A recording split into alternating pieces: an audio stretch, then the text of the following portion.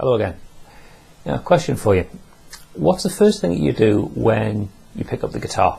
If you want to practice or you want to play something, what's the first thing that you do? Do you just play a familiar chord or something just to orientate yourself? Do you do some warm-ups? Do you go straight into playing what it is that you want to play or you want to practice? Really, the first thing you should do when you pick up the guitar is check that it's in tune. That sounds like a stupidly obvious thing to say, but I think there's an awful lot of people who don't actually do that. Now, a lot of the teaching I've done over the years, it's in people's houses, and I've lost count of how many times I've gone to somebody's house to do a lesson, and the person I'm teaching hasn't answered the door for me. It's been, it's been the parents or it's been the partner or whatever, and they said, "Oh yeah, come on in. So and so is just to the back. He knows you come for a lesson, so he's just practicing." And as I've gone through, I've heard them playing the guitar, and what I'm hearing a lot of times is, I can tell that what they're doing with the fingers is right and the timing of the notes is right, but it still sounds wrong because the guitar's not in tune. And this is a really, really bad thing, because if you just pick up your guitar and you don't check that it's in tune, and then you start playing stuff, your ear, your brain gets used to that's how it sounds. So even if you're not playing in a band context where you're playing along with other people and you all need to be in the same in the same tuning, even just playing solo, your guitar needs to be in tune, so what you're hearing is right, and it helps to train your ear into knowing what something should sound like. And so if you just pick up your guitar, first thing you can do is just check that all the strings are in tune with each other. Really quick, really easy to do. If one of the strings is out, tune it. Simple as that. If a couple of the strings are out, you might not be sure which strings are actually in pitch and which ones aren't. That's when you need to bring out something like a tuner. Now, there are loads of different gadgets you can get to help you tune your guitar. My tuner of choice at the moment, down there on the pedal board, is the TC Electronics Polytune 2. Really useful piece of kit, and I've already done a full review of that on the YouTube channel, so I'll put a link to that in the information section down there if you're interested. That's really quick, really easy way to tune your guitar. A little bit pricey, so what are the alternatives? Well, back in the day, I bought one of these things. This is the first guitar tuner I ever got. It's a Korg GT60X. And basically it's got a little meter. You plug your guitar into it, tell it what string it is you want to tune, and as you play, the needle tells you if your string's sharp or flat, and you just tune the guitar string up to pitch. Now, I remember getting that. It was really, really expensive, and it only supports like 6 strings, so if you want an alternative tuning, you've kind of got to fret the note and then as if it was a normal open string on a guitar.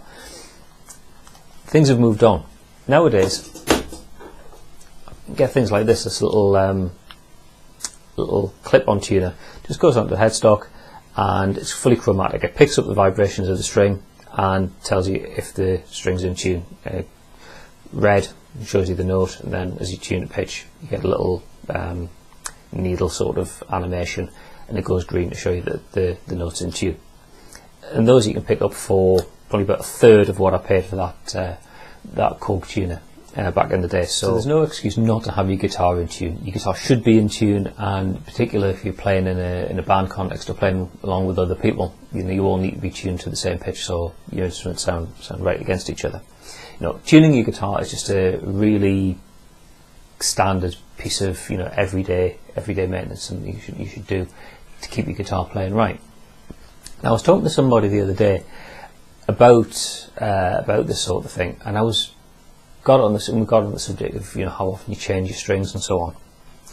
And I thought it'd be interesting just to talk a little bit about what you need to do just to keep your guitar healthy, keep it in its best condition, in playing well for you. So tuning's the obvious one, but what else do you need to think about to keep your guitar in good health? I would say first and foremost, strings. If you get a good set of strings, they will degrade before they break. Certainly I I can't remember the last time, touch wood, that I broke a string. Generally I change strings because they start to sound dull. These degrade over time.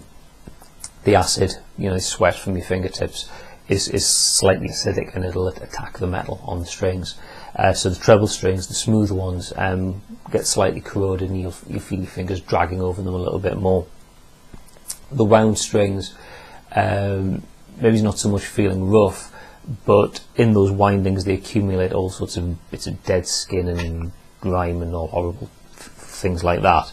And overall the string sound quality just degrades over time. You probably don't notice it day to day. If you're playing every day, you just hear you get such a gradual degradation in the sound quality, but it does happen, and putting a fresh set of strings on will rejuvenate the sound. Don't let your guitar get to the stage where it's sounding dull and it sounds like it needs new strings.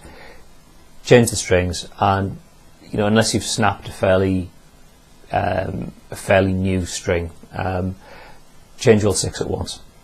I think it's a bit of false economy, just changing individual strings if they break, because you'll end up with one really bright sounding string and 5 duller ones. So it's all about keeping your guitar sounding good. So it's something you should do. Don't scrimp for the sake of a few pounds or a few dollars for a set of strings. It's where your sound comes from. So generally keep your guitar clean as well. Polish, a bit of polish now and again. When you're taking strings off, clean all the grime off the fretboard. If you've got a guitar with a stop tailpiece, a fixed bridge like this, you can take all 6 strings off. You'll really get at the neck and give it a good old clean. If you've got something like the Thompson there that's got a Floyd Rose, or even like a Strat style trem like that, that's in balance between the tension of the strings and the tension of the tremolo springs in the body. If you take all 6 strings off at once, it gets really hard to tune. So I'd always advocate changing the strings one at a time on a guitar like that. But as you've got a string off, try and clean up the fingerboard underneath where the string is, just to keep the guitar looking good. So as long as you keep your guitar in tune and you restring it, generally from day to day, week to week, it'll do what you want, it'll sound good, and it'll serve you well.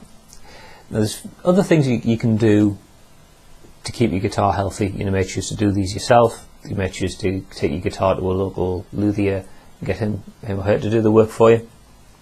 I thought I'll talk about that sort of thing.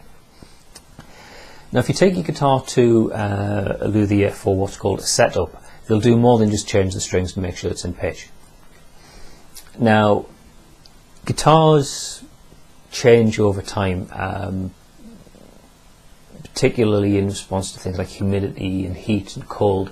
Even in your house or in your apartment, you'll have the heating on at different times of the year, and it'll get colder and warmer and more humid and less humid, and that affects the wood. And the neck might twist slightly or bow slightly, and that's where things like truss rod adjustments come in. Inside the neck, there's a metal rod runs down the middle of the neck, and you can access that either through a little slot at the top here, or down at the body end. You'll get a screwdriver or an Allen key in and tighten or loosen that, and it'll change the amount of flex in the neck to get rid of any crowns or any bows in the neck and keep it straight. So that's something you might need to do just from time to time in response to changes in temperature or humidity. You'll also need to think about changing the truss rod setting if you change strings from a light gauge to a heavy gauge, or vice versa.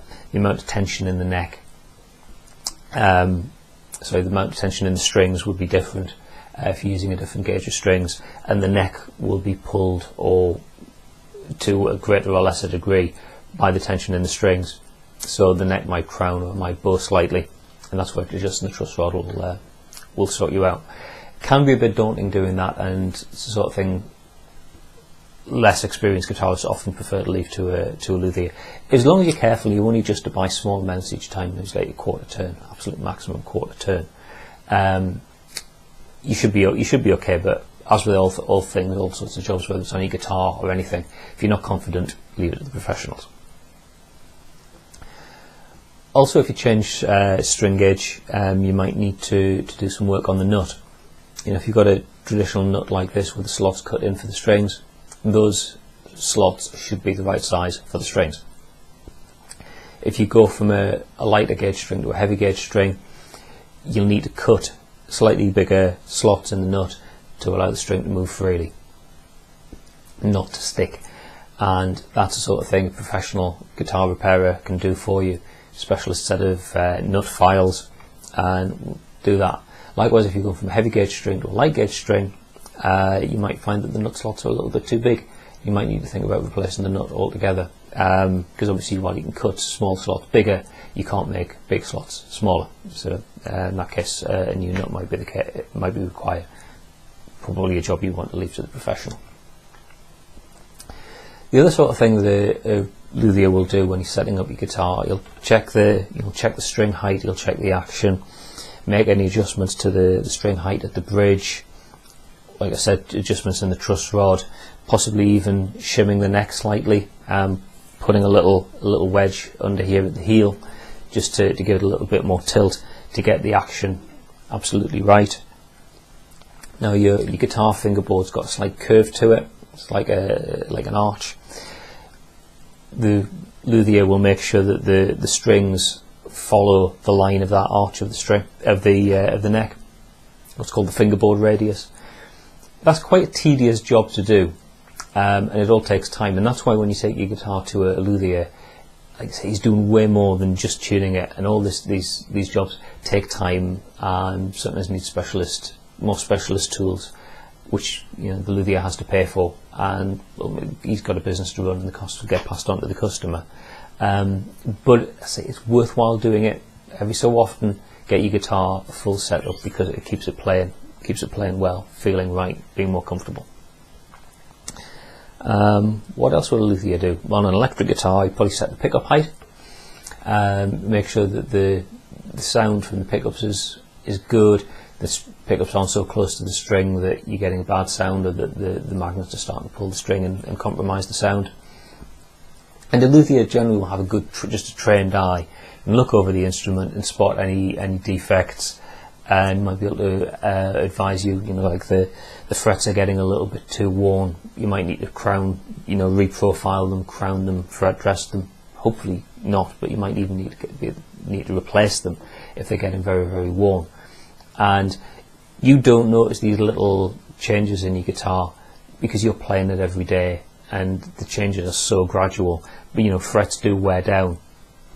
If you've got a guitar that you've had for a long time, you've played a lot, seriously have a look at the frets down here and the frets up here, and you'll probably notice a difference in profile, that they're a little bit more worn in the areas that you play more.